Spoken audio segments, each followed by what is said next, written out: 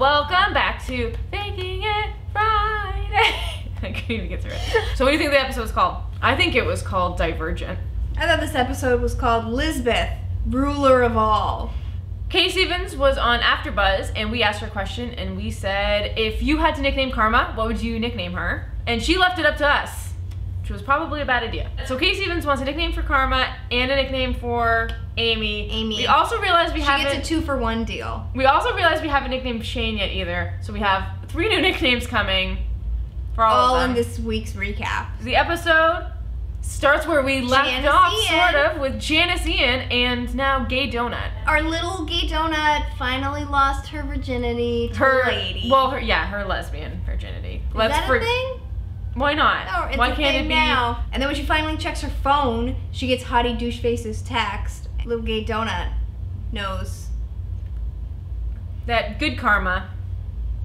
There's good karma and there's bad karma. So in the world and now in our recap. So when karma's being good, she gets good karma. When karma's being bad, it's gonna be bad karma. Also, Janice Ian had to hitchhike it out of there because she was serving at a women's golf invitational. I'm surprised that Lil Gay Donut even let her go because there's gonna be a lot of lesbians at that.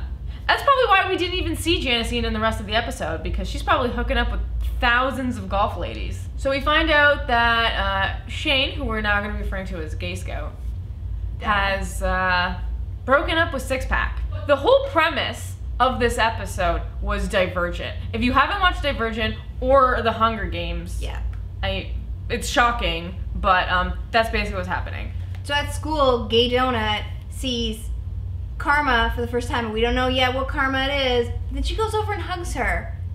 Good karma. Because good karma knows that it was really Hottie Doucheface's fault for the entire thing, and she feels bad for Little Gay Donut. Now they can feel bad together.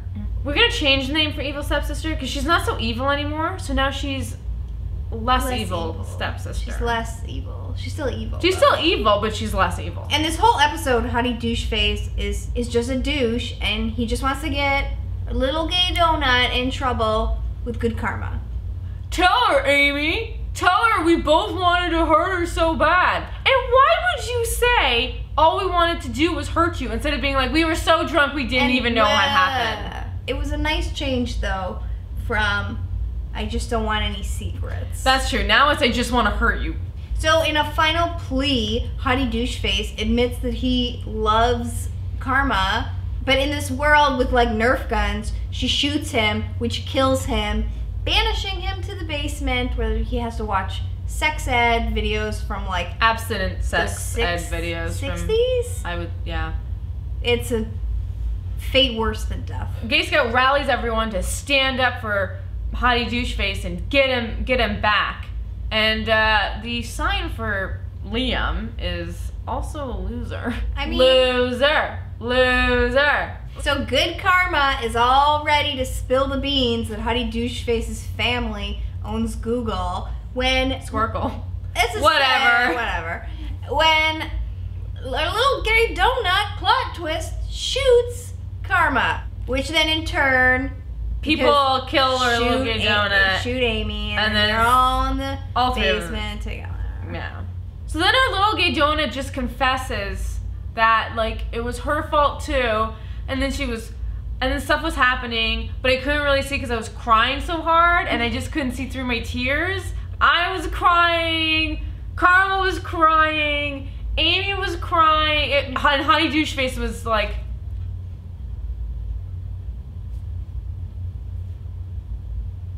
So Amy says that her and Hottie Doucheface were in it together, and that Karma either has to forgive them both or hate them both.